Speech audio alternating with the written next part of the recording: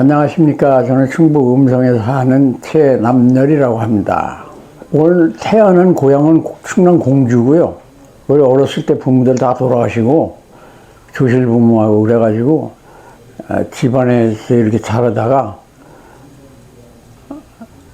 13살 땐가 대전으로 가서 대전 우리 외가에 있다가 19살 때 강원도 속초로 갔어요. 속초 우리 형님이 계신데 6.25 되고 군대 가셔가지고 거기서 결혼해서 거기 사시기 때문에 그래서 거기 가 있다가 한 5년 있다가 거기서 군을 나갔지요. 강원병력으로. 65년도 11월 달에 군 입대를 했어요. 그래가지고 한국 군 생활을 한 20약을 거의 제대 무렵에 파월이 됐어요. 그래서 군 생활을, 한국 군 생활 하는 걸 시점에 한 6, 7개월을 더 했어요. 오버를 했어요. 올라가서 13개월 있는 동안 있기 때문에.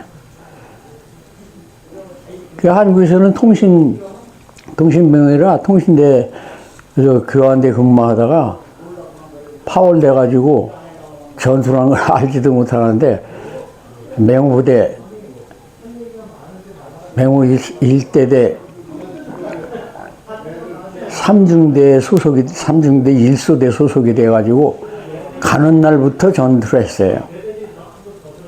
1분대에서 제일 앞장서서 전투를 부대도 없이, 부대 건물도 없이 우리는 작전 한번 끝나면 그냥 평야에서 개인 텐트 쳐놓고 뺑 둘러 이렇게 개인 전방 사주 경계하면서 며칠 지내다가 작전 명령 떨어지면 또 작전지에 가서 작전하다가 작전 끝나면 또 넓은 평야, 고보이 평야라고 키눈반도 있는 옆에 고보이 평야 중탕산 밑에 거기 넓습니다. 그래서 거기 가서 주둔에 있다가 또 작전 명령 떨어지면 작전 나오고 부대도 없이 그렇게 한 6개월을 그렇게 생활을 하다가 그 이름도 이제 하도 오래돼서 잊어먹었는데 그 보니까 무슨 마을 거기를 우리가 점령해서 들어갔는데 빈 건물이 천주교회 건물이 큰 게 빈 건물이 있었어요. 그래서 우리 3중대가 그게 우리 부대가 돼 있어요. 그 부대 앨범에도 우리 부대는 천주교회 건물이 나와 있습니다. 그래서 거기가 참 키눈반도 그 중탄산 밑에 일대대 우리 대대가 거기 있고 거기 있는데 그 계곡이 죽음의 계곡이라고 그래요. 옛날 불란수 군대가 1개 4단이 그 계곡에서 몰살을 했대요. 그래서 우리 1대대 본부는 거기에 있고 우리는 거기서 좀 떨어져 나와가지고 고보이 평야에 있고 그 눈만 뜨면 작전이 전투였지 뭐 부대도 없이 사방에 떠돌아 다니면서 그렇게 하다가 6개월인가 한 7개월 가까이 하다가 우리 무전병이 부상을 당하는 바람에 내가 통신이기 때문에 무전병이 됐죠. 그러다 여러 전투에서 참 사단본부 집회 전장남은 무전을 해가지고 포지원, 사격 지원도 많이 받고 그 추억록에는 그런 얘기도 많이 써 있습니다. 전우들이 써져가지고 그렇게 생활을 하다가 무사히 여러 전투를 하는데 한 번 잊지 않을 전투는 하도 오래돼서 이름은 잊어먹었는데 중탄산 줄기인데 거기 이제 큰 바우가 많아요. 골짜기에. 그 골짜기에 우리가 전투 지역이 작전 지역이 돼가지고 그걸 한 번 수색 나갔는데 동굴이 처음에 이렇게 크게 사람이 들어갈 수 있게 들어가서 보니까 이 사무실보다 더 넓게 그 바움 밑에가 넓어졌어요. 그 보니까 거기에 6.25 때 인민군들이 쓰던, 우리는 항구라고 그러는데 그냥 반합이라고 있어요. 하얀 거. 거기다 물고기 생선을 끓여 먹은 게 금방 먹은 흔적이 있더라고요. 그래서 다시 나와가지고 우리 분대를 이제 밖에 호위를 시켜놓고 2명이서 거기를 다시 들어가가지고 수색을 하는데, 바우 틈에 천연 바우가 엉키고 해서 동굴에 있기 때문에 참 어렵습니다. 어둡고, 그래, 후라시 키워가지고 이제 다니는데, 사람 흔적이 있어가지고 한참 가다가 보니까 우리 체력이 커서 이제 들어갈 수도 없는 좁은데, 6.25 때 저희 인민군들이 차고 다니던 미숫가루 봉지라고 있어요. 이렇게 짊어지고 다니는 게. 그게 떨어져 있더라고, 거기에. 그 틀림없이 여기 사람이 들어가 있는 것 같아요, 배통이. 그래가지고 거기는 그걸 제끼고서 이제 들어갔는데, 앞에 딱 막혔는데, 더 갈 데가 없어요.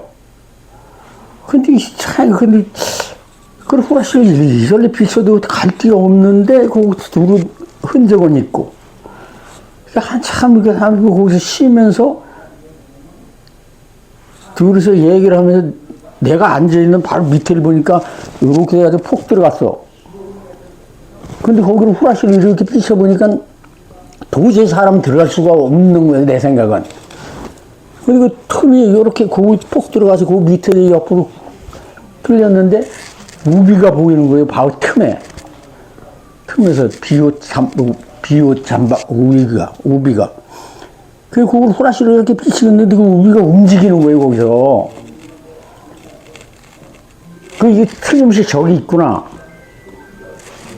그래가지고 총에다 이제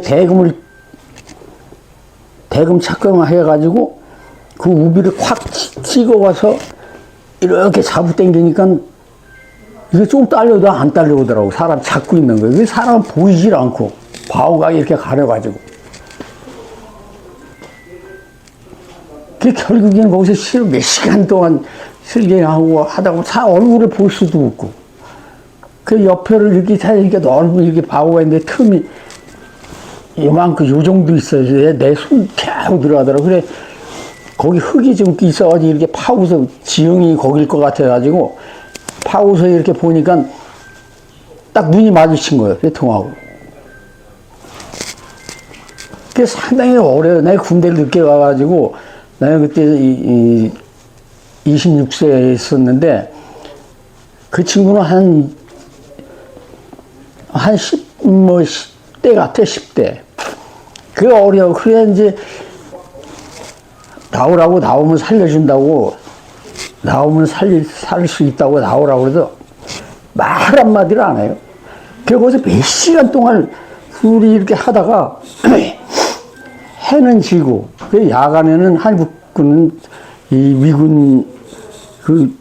미국군 명령을 받기 때문에 야간 작전을 안 해요. 그리고서 나오라고 그래 몇 시간 동안 그러다가 안 나오고 그래가지고 상부에 이제 해는 지고 상부에 전화를 하니까 오후 한 5시쯤 돼가지고 전화를 하니까 그 도망가지 못하게 다리 나왔다가 총을 쏘라 이거예요. 부상당해 못 나가게. 그럼 내일 아침에 다시 거기를 들어가야 할 텐데 그 사람이 밤새 무슨 짓을 할 줄 알아. 어디 기어나가지고 또 뭘 해가지고 우리가 들어가서 죽을 수도 있는 거고. 그래서 김상기 상병이라고 그때 상병이었는데 나는 병장이고 도망가지 못하게 이렇게 상부에서 이렇게 지시를 한다고. 그렇게 그냥 사살한 거지 뭐. 그래서 그냥 사격해가지고 다 들어갈 수도 없고 끓일 수도 없고. 그리고 나온 적이 있어요. 마지막으로 하고 싶은 얘기는 정부에다 하고 싶은 얘기인데요. 너무 홀대를 해. 우리 파월 장병들을 무슨, 예? 어디 그이들이 바보들 먹으라는 것처럼 지금 하는 거 보면 너무 홀대를 합니다. 이 국민들도 그렇고, 무슨 공장에 돈이나 벌러 간 사람들처럼 이렇게 취급을 하고, 제발 한국에서 국내에서 일어나는 모든 사건 뭐 이 세월호라든가 모든 이런 걸 볼 때 우린 차라리 그 사람들만 뜻도 못하다 이거예요. 예? 정부 대화하는 게 나이 먹고 다 죽어갈 사람들인데 이제 얼마 있으면 제 생각엔 그게 참 억울해요. 잠도 제대로 못 자고 먹을 것도 못 먹고 피를 흘리면서 생전에 전투를 하다 이렇게 왔는데 이 홀대하는 건 모든 우리 한국에서 일어나는 모든 전부터 지금까지 일어나는 단체 무슨 이런 그 대우해 주는 거 보면 우리 파월 장병은 너무 홀대를 하는 것 같아요. 그게 제일 한이 맥힙니다 지금. 내가 거기 갔다 와가지고 병원에 들어 귀국하자마자 결핵이 걸려가지고 3년 동안 결핵약을 먹고 93년도에 대장암이 걸렸대. 대장암 수술하고 또 한 9년 전에 위암이 걸려 위암 수술하고 또 한 3년 전에 식도암이 와서 식도암 수술하고 이렇게 한 사람도 뭐 등급도 안 주고 고엽체 후유 장애로 해가지고 그 2003년부터 내가 그걸 해야 돼. 93년도에 대장암 수술을 했는데 그것도 물러가지고 그 신청한 것도 물러가지고 2003년에 내가 그걸 해가지고 그때서부터 대학부터 그때 처음 40만 원. 그게 이제 한 푼 올라가지고 지금 100 몇만 원이 됐는데 그거 했다고 또 그거 한 사람은 또 참전수당도 안 줘요. 다른 사람은 다 참전수당 주면서 그 등급 받아서 안 준다요. 그러면 다 똑같이 해야 되는데 한국에 근무하다가 내가 아는 사람이 대장암 수술을 해가지고 거기부터 등급을 받아서 똑같이 고도를 받았어요. 근데 그 사람도 똑같아 나오고 그 암 형편성이 안 맞는 거 아니야. 난 파월이 됐으니까 그럼 그 사람부터 참전수당 정도는 더 줘야 될 거 아니야? 한국에서 근무한 사람하고 파워대에서 근무한 사람은 똑같이 등급을 받았다고 똑같이 지급을 하면 안 되잖아요, 이게. 예? 제일 억울한 점입니다. 제가 제일 분하고.